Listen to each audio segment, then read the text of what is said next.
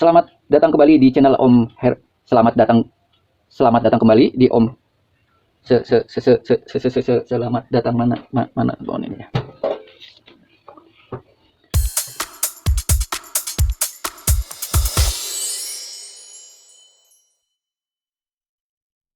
Selamat datang kembali di M Home Service Channel. Kali ini saya akan menjelaskan 6 masalah yang sering terjadi pada kompor portable rumahan. Yang pertama adalah terjadi kebocoran.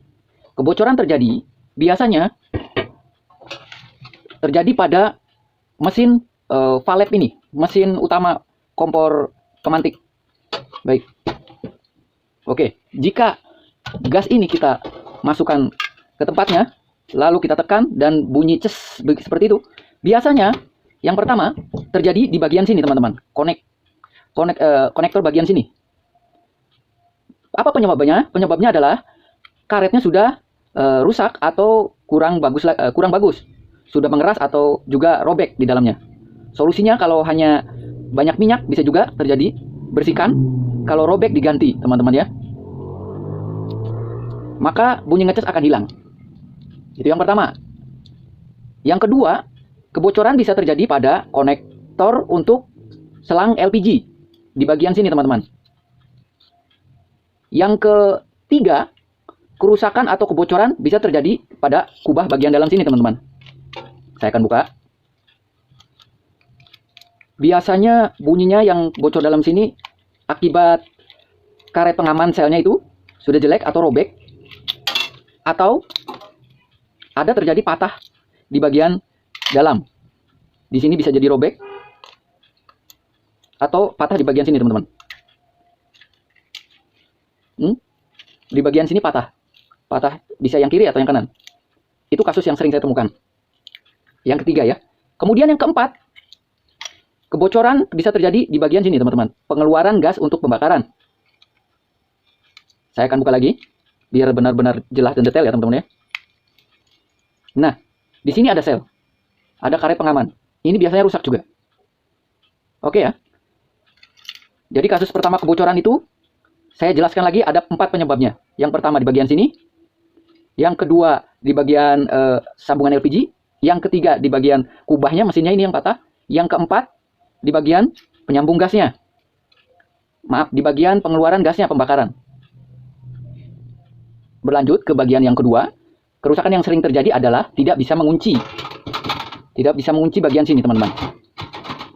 Baik, apa penyebabnya? Bisa jadi per di sini lemah, sudah karat atau putus. Karena sudah karat ini terputus, bisa jadi, atau lemah. Kemudian yang kedua, bautnya itu kendor. Ada yang dibaut, ini kebetulan tidak pakai baut, tapi langsung ya tembak.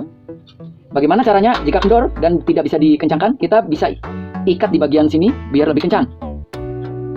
Tapi apakah ini berhasil? Belum tentu. Karena bisa jadi ada bagian yang kita lewatkan. Misalkan di bagian sini ada yang patah atau terganjal sesuatu. Kita harus melihat jalur penguncian itu di bagian mana saja. Di bagian sini, kemudian di bagian sini, di bagian sini. Jadi kemungkinan terjadi kerusakan di bagian-bagian tadi. Jadi kita harus mengecek dengan detail. Tapi umumnya yang saya sering temukan adalah kendor pada bautnya. Atau saya pernah menjumpai tersangkut benda asing. Seperti misalkan korek atau apapun, batu, karena dibawa untuk camping atau apapun, bisa jadi itu terjadi ya. Jadi kita harus betul-betul detail untuk memperbaikinya ya. Yang ketiga, kompor portable tidak menyala. Saya akan jabarkan. Yang pertama bisa jadi gasnya habis, atau salah pemasangan. Bukan tidak mungkin, teman-teman. Saya punya customer yang tidak tahu cara masangnya, atau panik atau bagaimana, saya kurang paham ya. Pasang di bagian sini ya, teman-teman ya. Ingat ya, kadang kita terburu-buru panik, menganggap kompornya rusak, padahal kita salah pasang. Oke ya. Yang kedua ya. Kemudian posisi tabung kurang tekan. Semisal gini, ternyata setelah kita kunci, si tabung itu kurang tekan ke dalam. Apa penyebabnya? Ternyata di bagian sini tertekuk, salah tekuk, atau sudah tidak bisa mendorong. Kita tinggal tekuk saja ke dalam.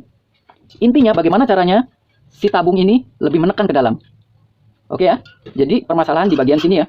ini kurang menekuk karena memang kompor-kompor seperti ini bahannya itu yang biasa ya. Setelah kita perbaiki bagian sini dan ini sudah normal, ternyata masih tidak menyala juga. Kita telusuri di bagian pemantik. Bisa jadi pemantiknya rusak total, atau kabel pemantik di sini ada yang bocor. Artinya belah-belah atau rusak terkoyak di bagian pemantik kabelnya. Bisa jadi juga di bagian ujung sini sudah terbakar. Jadi pembakaran yang keluar itu tidak maksimal. Daya setrumnya itu kurang maksimal. Caranya kita bisa potong, lalu kita pasang kembali. Tetapi kalau ini sudah rusak parah, kita tidak bisa mengakalinya, kita harus ganti dengan yang baru ya. Bisa jadi juga terjadi pada keramik pemantik ini di bagian sini karat, atau di bagian sini juga karat, atau juga di bagian sini patah, atau di bagian sini karat, jadi tidak bisa terjadi percikan setruman di sini. Kemudian semuanya sudah dibersihkan tapi tetap tidak bisa menyala. Bisa jadi posisi keramik pemantik ini salah. Dalam artian seharusnya posisinya seperti ini, dia akan memicu di sini. Ternyata pemantik ini bergeser menjadi posisinya seperti ini. Yang artinya, tunggu sebentar. Yang artinya pemantik itu menyentuh bagian sini teman-teman, bukan bagian sini ya, malah bagian tatakan. Jadi pemantik ini bereaksi pada tatakan, bukan bereaksi pada burner. Ini yang mengakibatkan tidak menyala, tapi gas tetap tercium keluar. Oke ya, mudah-mudahan dapat dipahami ya. Yang keempat, kompor portable menyala tapi merah. Penyebabnya adalah ada sesuatu di dalam tungku ini. Bisa jadi yang pertama ada kotoran atau jaring laba-laba yang berada di dalam rongga-rongga sini. Kita harus membersihkannya. Atau pengaturan udara tertutup sesuatu. Jadi kita harus memeriksa di bagian-bagian sini teman-teman. Kalau misalkan apinya merah. Cukup simpel yang kasus seperti ini. Yang kelima adalah kompor portable menyala tapi apinya kecil. Penyebab pertama, kita harus mengecek apakah bagian supplier utamanya ini tersumbat. Yang pertama ya. Kemudian yang kedua, kita lihat atau cek bagian pengatur tekanan gas. Biasanya ada di depan knob sini. Di sini biasanya yang model lain ada bautnya. Anda bisa buka, lalu kita dibuka, putar sesuai dengan keinginan Anda. Putar, atur saja seberapa besarnya Anda yang mengatur. Sayangnya di kompor yang ini tidak ada pengaturan itu. Atau apinya kecil, bisa jadi di sini terlalu banyak minyak teman-teman. Kita bersihkan di bagian sini. Dan yang keenam teman-teman, biasanya knob ini dol. Artinya memang tidak bisa terkendali ya, dol.